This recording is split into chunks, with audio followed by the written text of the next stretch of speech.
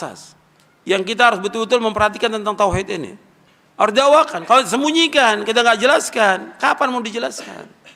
Orang sering menunda, nanti dulu, nanti aja, belum waktunya. Tauhid yang dijelaskan oleh para anbiya wa rasul itu pertama kali mereka dakwah. Karena tauhid sesuai dengan apa? Sesuai dengan apa? Fitrah manusia. Allah yang menciptakan manusia, Allah juga yang memerintahkan para nabi, para rasul mendakwakan apa? Tauhid. Allah menciptakan manusia tahu tentang baik dan tidaknya manusia ini, lurus dan tidaknya manusia, bahagia dan tidaknya manusia dengan tauhid.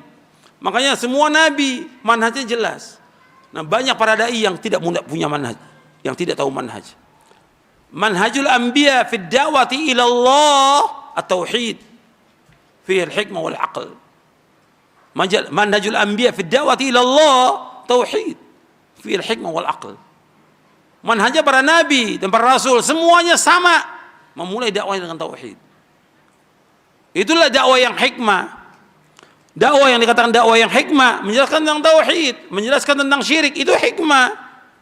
Dianggap oleh sebagian masyarakat dakwah tauhid dakwah apa? Keras, tidak hikmah. Lantas yang hikmah bagaimana? Mengikuti masyarakat.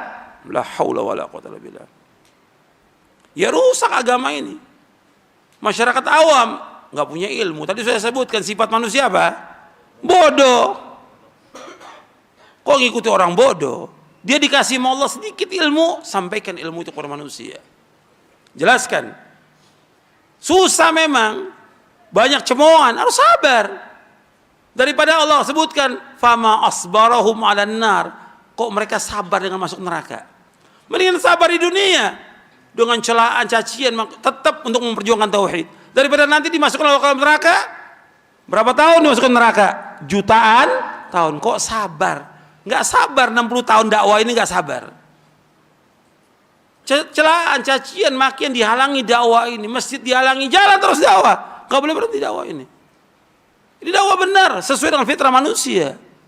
Orang betul akan memadamkan cahaya ini, tapi Allah, orang akan memadamkan cahaya ini, tapi Allah akan tetap menghidupkan dakwah ini. Nggak boleh berhenti, nggak boleh takut pada manusia. Allah sebutkan wala yakhafuna laumatal laim. Mereka nggak takut celaan orang mencela. Orang celah nggak ada masalah mencela. Celaan manusia nggak akan merendahkan diri kita di sisi Allah Taala. Dan pujian manusia nggak akan mengangkat derajat kita di sisi Allah Taala. Itu harus ingat itu. Prinsip dalam hidup kita, celaan manusia, orang celah kita nggak akan merendahkan diri kita di sisi Allah Taala. Karena kedudukan kita tergantung dari iman kita, takwa kita kepada Allah, amal soleh kita. Pujian manusia, banyak orang muji kita, nggak akan mengangkat derajat kita di sisi Allah. Karena Allah akan melihat apa? Tentang imannya dia, ikhlasnya dia, ilmunya dia, amal solehnya Allah lihat ya gimana. Bukan pujian manusia. Tapi dakwah ini harus jalan.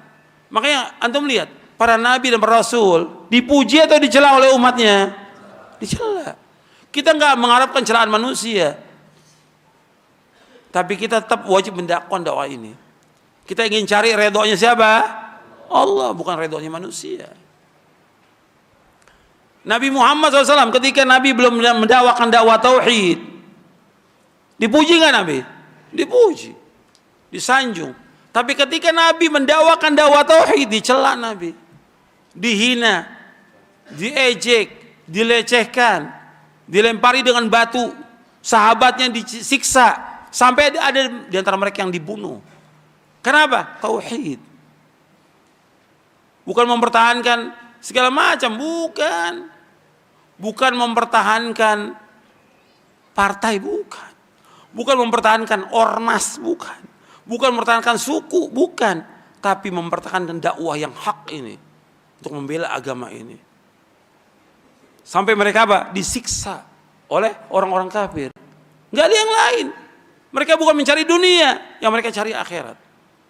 Maka antum lihat orang yang didakwakan Nabi pertama kali tentang tauhid, kuat imannya. Antum lihat pertama kali ada orang yang dia masuk Islam, apa gimana? Enggak seperti sekarang orang puluhan tahun Islam tapi takut dalam mendakwakan dakwah tauhid. Ini ada orang yang baru masuk Islam, Sudah ikut jihad. Sampai kata, ya Rasulullah, saya ini masuk Islam dulu atau jihad? Masuk Islam dulu. Kemudian masuk Islam jihad ya bersama Nabi SAW. Jihad, kemudian ditaklukkan satu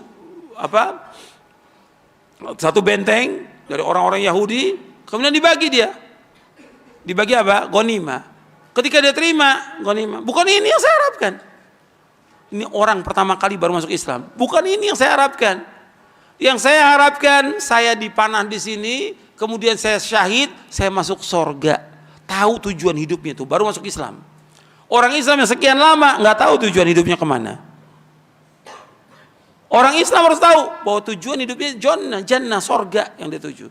Makanya dia terus maju lagi, kata Nabi, mudah-mudahan benar apa yang dia ucapkan. Maju lagi ke medan perang, betul terpanah di sini syahid.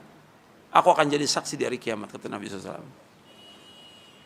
Dia beramal sedikit, tapi paham dia tentang tauhid. Yang membuat mendorong dia untuk mati syahid, iman dia kepada Allah Taala. Dan iman dia bahwa sesudah dunia ini ada yaumul akhir, ada sorga, ada neraka. Yang diharapkan sorga.